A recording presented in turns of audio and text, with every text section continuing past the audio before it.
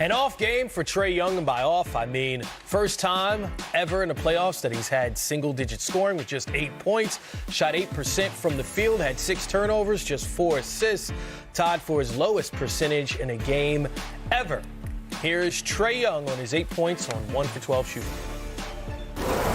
Hey, Trae, is this just one of those games that comes from tired legs, or was it something that they did on the defensive side that was tough for shots to fall? I think it's a little bit of both. I mean, we played less than 48 hours ago. 1 o'clock game. Having to win 3 games straight to really just get to this point, 2 on the road.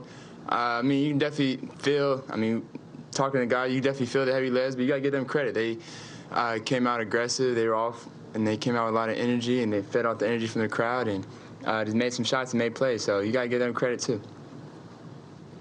They play the switching defenses aggressively. Do you think there's anything y'all could have did as a team to attack that better? We could have been. They do a lot of switching. They do a lot of switching things up, too, not just switching. They do a lot of trapping. So you got to be ready to really just read off of what they do, because they do a lot of different things in different times of the game. So it's not just switching. They do a lot of trapping and things like that, too. They talked about the playoff intensity, that taking it up another level, and we saw that with you guys, especially that second half against Cleveland. What do you think that you guys need to bring intensity-wise for Game 2 here? I think it's just part of the process. They got swept here last year in the playoffs, so they come out with a different energy. It's a part of it. Winning 1 game isn't the whole thing, so got to be ready for next game, be ready for Game 2, and we will.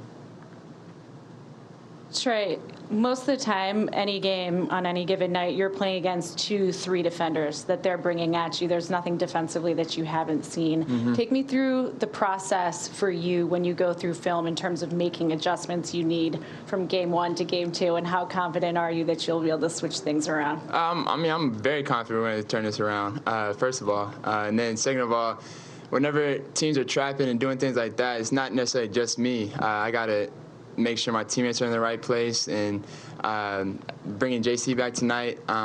It's another guy got to get into a rhythm and a flow, but they did a lot of trapping and things like that, so it's more about getting guys to the right place and making the right reads. So it's a collective unit whenever a guy gets trapped. Speaking of JC, obviously the first time we're seeing him since March 11th. Just what did you see out of him, getting his first game action in over a month? It was good. He got some shots to fall, especially there late, so it was good to get him into a rhythm. But, obviously we lost by 30, so not too much good things, too. We'll take 1 question from Zoom. On Zoom, we'll go to Terrell Thomas.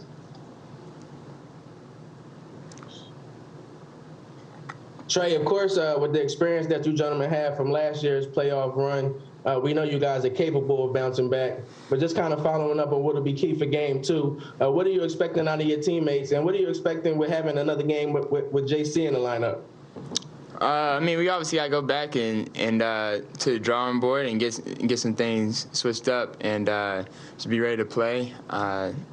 Really, it's just not getting down. You got to win 4 games to win a series. You don't win 1 and win it all. So if that was the case, we'd have been in the finals last year. So I wish we just gotta keep a clear mind, stay level-headed.